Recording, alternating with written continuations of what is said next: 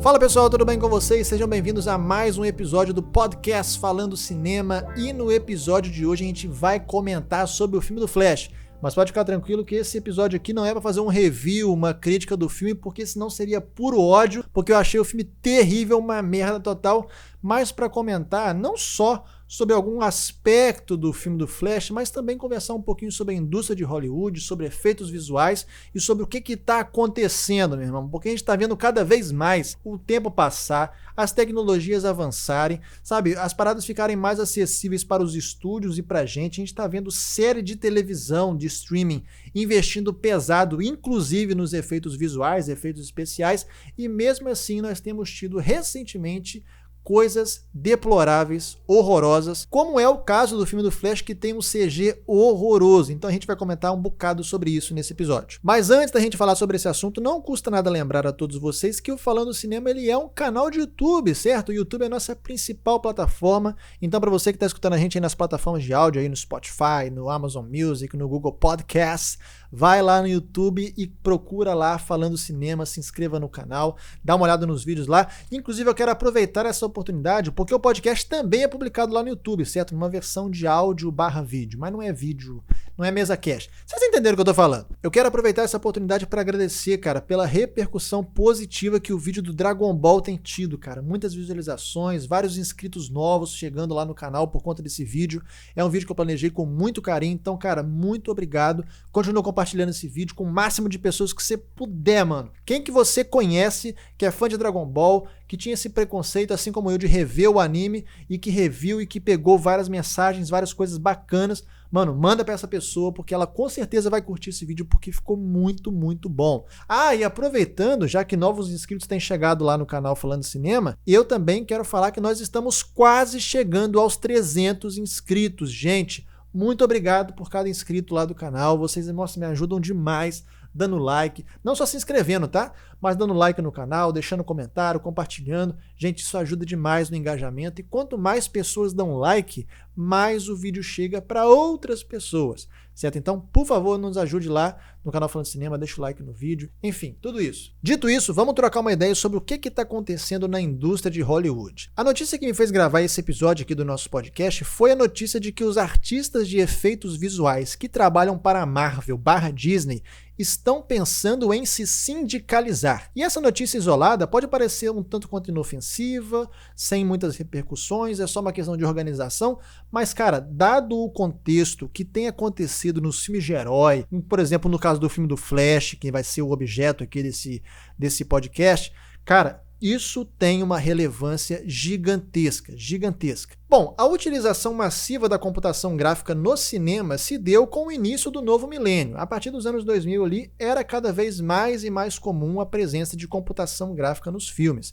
E é claro que a gente, hoje em dia, se a gente vê filmes daquela época, mesmo que sejam remasterizados, a gente acha meio tosco, meio esquisito, algumas coisas são meio datadas, é porque a tecnologia foi se desenvolvendo até o ponto que está hoje. Talvez daqui a 20, 30 anos a gente possa olhar para os filmes que nós vemos hoje, a gente já acha super bem feito, ou então a gente acha uma merda a computação gráfica, e entender o quanto a tecnologia evoluiu e quanto o tempo contribui para que isso aconteça. A grande questão é, nos dias de hoje, praticamente todo filme, toda série, até documentário, irmão, tá usando computação gráfica na narrativa. Seja às vezes para corrigir um fundo, mudar um pouquinho o céu, tirar um objeto da cena, né? Uns filmes de época, por exemplo, que tem que tirar fio elétrico que está no fundo. Sempre tem ali uma correção, um efeito visual para disfarçar, para tirar, para colocar, para mudar. E considerando que a computação gráfica vem evoluindo desde os anos 90 lá com o Exterminador do Futuro 2, com Jurassic Park e tantos outros exemplos, e chegou os anos 2000 e a parada democratizou, por assim dizer, mais e mais filmes foram utilizando. Teoricamente, em 2023, décadas depois disso tudo, era para o CG estar cada vez melhor, mais acessível, mais barato e para ser feito mais rápido. Só que a gente passou por um 2022 e estamos passando por um 2023 muito complicado na questão dos efeitos visuais, principalmente aí com os filmes de super-herói, que é CG praticamente o filme todo, toda cena tem alguma coisa. E um exemplo mais recente de um CGI horroroso foi o filme do Flash. E a gente não tá falando, às vezes, de uma ceninha, é quando você dá um close, aí você tem que desacelerar, tem que ver pausando, não. É você ver o filme normal e você notar, cara, isso tá uma merda, tá muito esquisito isso. Assim, eu sou uma pessoa que não tem muito esse negócio do CG mal feito tirar a experiência, atrapalhar a experiência, a não ser que seja algo muito, muito gritante mesmo.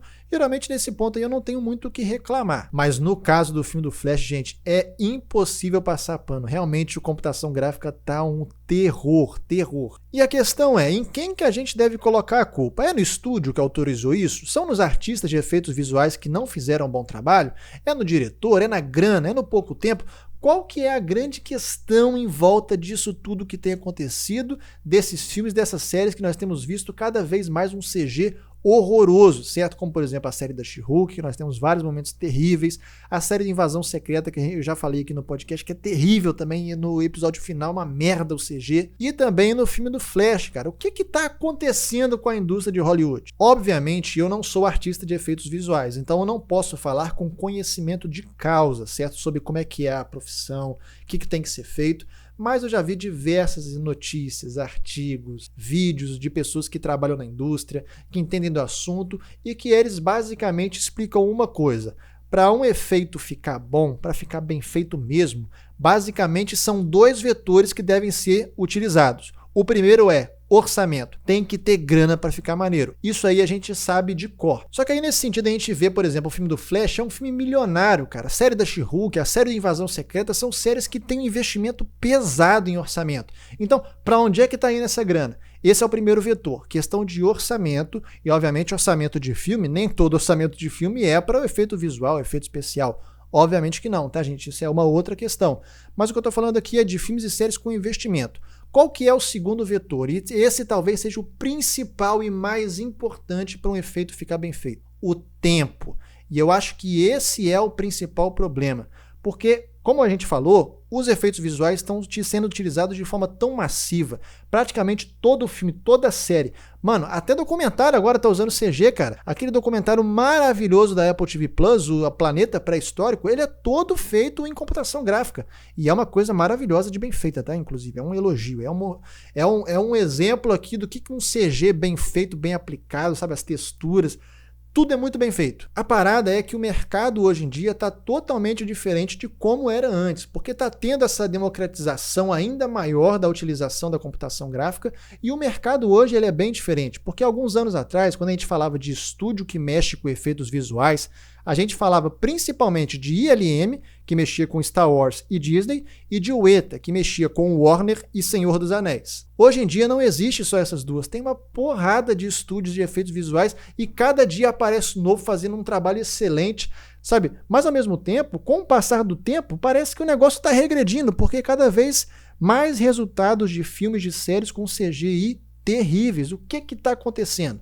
Eu acho que o principal problema é justamente a questão do tempo, porque não adianta nada o estúdio investir uma grana num estúdio de efeitos visuais para fazer um bom trabalho.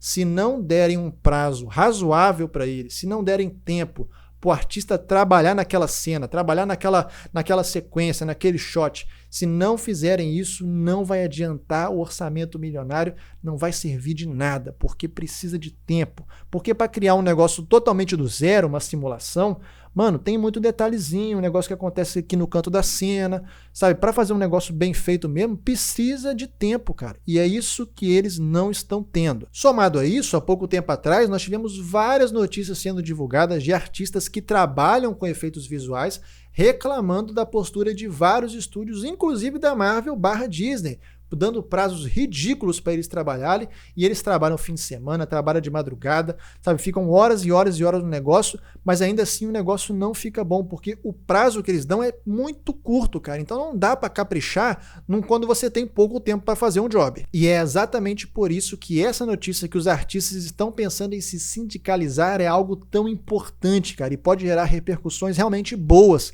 para os filmes e séries de super-herói. Porque por conta desse ambiente insalubre, essas constantes mudanças que os estúdios impõem aos estúdios, bota isso, tira isso, muda isso, além dos prazos ridículos que eles dão para eles finalizarem o trabalho, tudo isso tem contribuído, cara, para situações terríveis. Então, a sindicalização, nesse sentido, ela é um benefício, cara, porque eles passam a ter direitos, passam a ter salvaguardas, passam a ter certas garantias. E se isso for de fato para frente, não vai ser algo restrito somente aos artistas de efeitos visuais, porque atualmente praticamente todas as operações em Hollywood são sindicalizadas.